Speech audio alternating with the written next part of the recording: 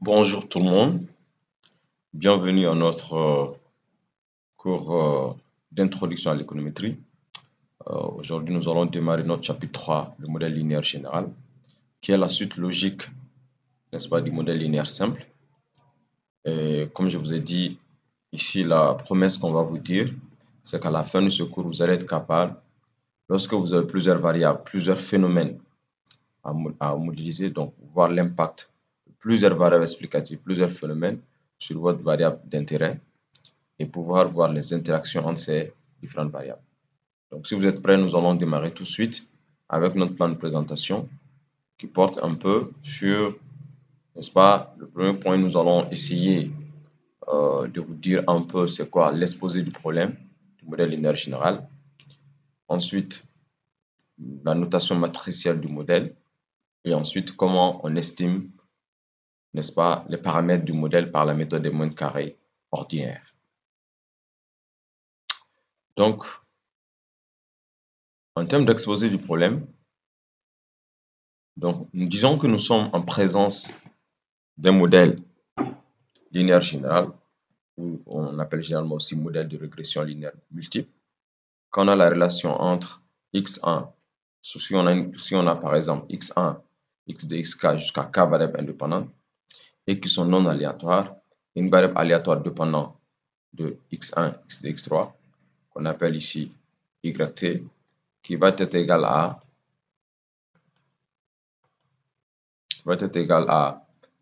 A1, qui est ici notre constante, plus A2 x2t, plus jusqu'à AK xkt, plus epsilon t, avec t allant de 1A à n. Maintenant, ici, A1, A2 jusqu'à AK sont des nombres réels inconnus. Et également, y est une variable endogène ou une variable dépendante ou une variable expliquée. Et les variables x1, x2, xk sont des variables exogènes, donc des variables qui sont connues, comme on a vu dans l'autre cas, qui sont généralement présentes dans notre base de données.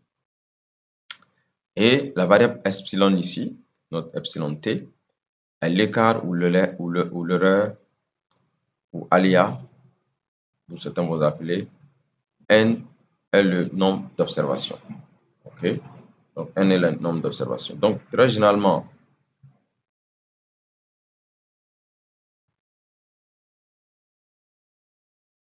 ok, donc n est le nombre d'observations, comme je le disais tout à l'heure. Donc la variable epsilon est l'écart ou l'erreur ou l'aléa et n est le nombre d'observations. Now, rentrons en détail. Si par exemple, dans notre problème, on estime qu'on désire estimer ces paramètres-là, A1, A2, A4, parce que j'ai dit A1, A2, A4 sont les inconnus, c'est ce qu'on va chercher à connaître et voir un peu l'impact de ces variables explicatives sur la variable dépendante. Également, si nous désirons estimer les paramètres A1, A2, AK et la variance écart type au carré de la variable aléatoire epsilon, et avec un ensemble de n observations indépendantes. Donc, nous avons d'abord le problème qui est là. Nous avons yi qui va de 1 à n, avec i allant de 1 à n. Et nous avons yil, où L prend de 1 jusqu'à k. Ce qu'il faut surtout retenir, si on suppose que les variables x1 et xd sont non aléatoires, et donc ils ne sont pas dus à un hasard, et les variables y ici, et x1, xd jusqu'à xk, sont les variables qui sont observées pour n individus, notamment ce qu'on appelle les échantillons. D'accord? Et l'erreur ici, la variable y ici, qui est une variable aléatoire dont les observations sont issues d'un tirage aléatoire d'un échantillon dans une population. Donc, d'un côté, nous avons les variables x, les variables x1 jusqu'à xk qui sont observées, et nous avons une variable y qui est une variable aléatoire et dont nous voulons savoir un peu quel va être l'impact de x sur y. Ok? Ce qui est surtout important ici, c'est à retenir, c'est que l'aléa epsilon, ici dans le modèle epsilon, est non observé. Il s'agit très généralement d'un terme d'erreur qu'on appelle généralement stochastique, qui permet de prendre en compte le fait que la variable y est affectée par d'autres variables que les variables x1, xd jusqu'à xk. Ça veut dire quoi concrètement? Le terme stochastique ici signifie que le terme d'erreur stochastique, c'est que le mot stochastique indique que epsilon est de nature aléatoire.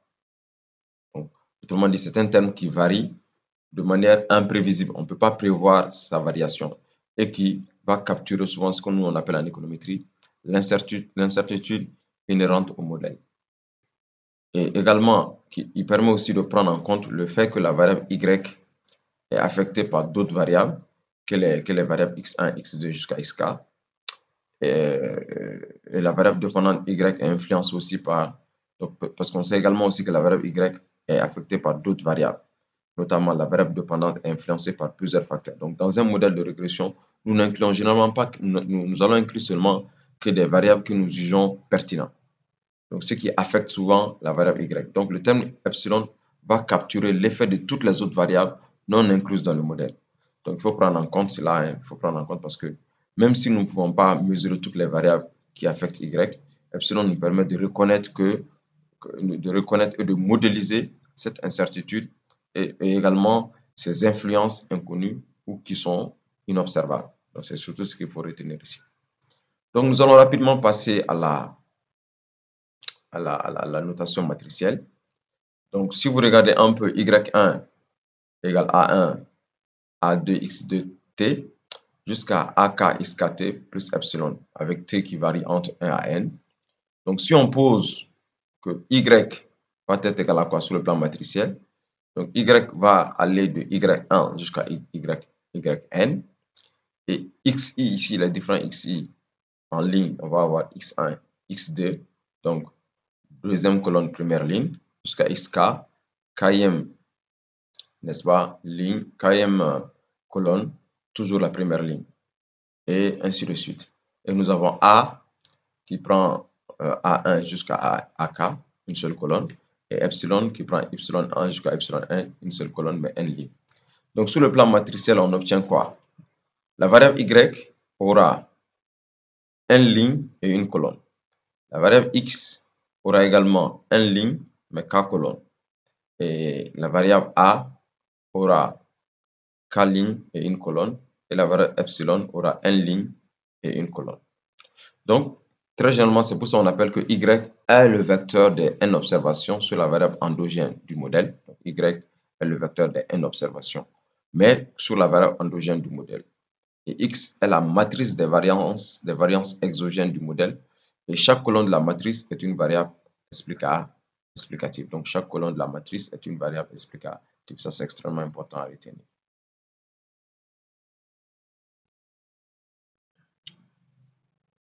Maintenant, pour comprendre un peu la notation matricielle, je vous donne un exemple ici. Si on considère le modèle linéaire simple en fonction de consommation keynésienne, vous pouvez remarquer que CT égale A1 plus A2 RT plus epsilon T.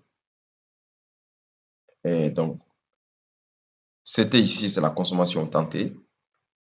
RT ici, c'est le revenu au temps T. A1 est la consommation incompressible. Et A2 est la propension à consommer. Donc, comment nous faisons un peu cette modélisation matricielle? Donc, sur le plan matriciel, ce modèle va s'écrire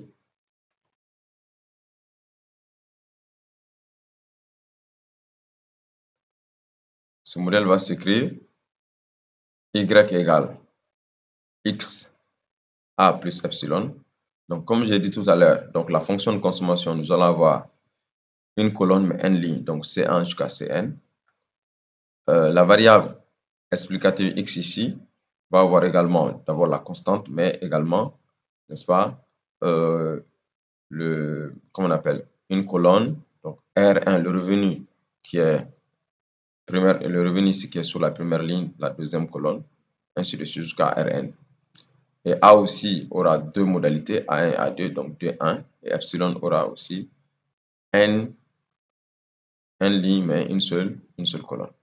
C'est un peu l'intuition qu'il faut avoir pour pouvoir comprendre un peu la notation matricielle, n'est-ce pas, des modèles. Donc ici, dans notre contexte, on aura y, n ligne, une colonne. X ici aura n ligne et deux colonnes, en tenant compte de la constante. Et A aura notamment deux lignes et une colonne. Et le epsilon aura logiquement une ligne et une colonne. Donc, un peu ça la notation matricielle. Voyons également un deuxième exemple ici. Toujours avec la fonction de Cobb-Douglas. Donc, dans cette fonction de Cobb-Douglas, comme on peut voir, y égale A1 plus AD epsilon t plus A3 mt plus epsilon t et t allant de 1A à n. Donc, yt est le logarithme népérien de la production de Qt de la variable de la période t. Ça veut dire quoi concrètement? Donc, y ici est une fonction ln de la production et en fonction de ces variables explicatives. Et ces variables explicatives, nous avons zt ici qui est un peu le capital et mt ici qui est la main d'œuvre. A2, A3, A2 est l'élasticité de la production par rapport au facteur capital. Donc, A2 mesure la variation en pourcentage, n'est-ce pas, de la variation en pourcentage du capital suite à une variation de y. Okay? Et A3, c'est la même chose, c'est l'élasticité de la production par rapport au facteur travail. Et nous avons A1, la constante du modèle, comme on a expliqué dans d'autres vidéos à quoi c'est la constante. C'est lorsque le capital est égal à 0 et qu'il n'y a pas de travailleur. Donc A1 va être la constante.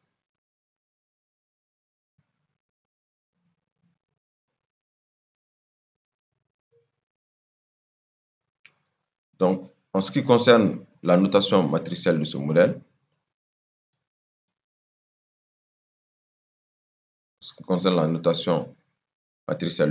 qu'est-ce qu'on aura? Donc, on aura Y ici, cette fois-ci, nous aurons n ligne, une colonne. Mais X ici, le fait qu'on a deux variables explicatives, donc cette fois-ci, on aura 3 lignes, mais toujours une colonne.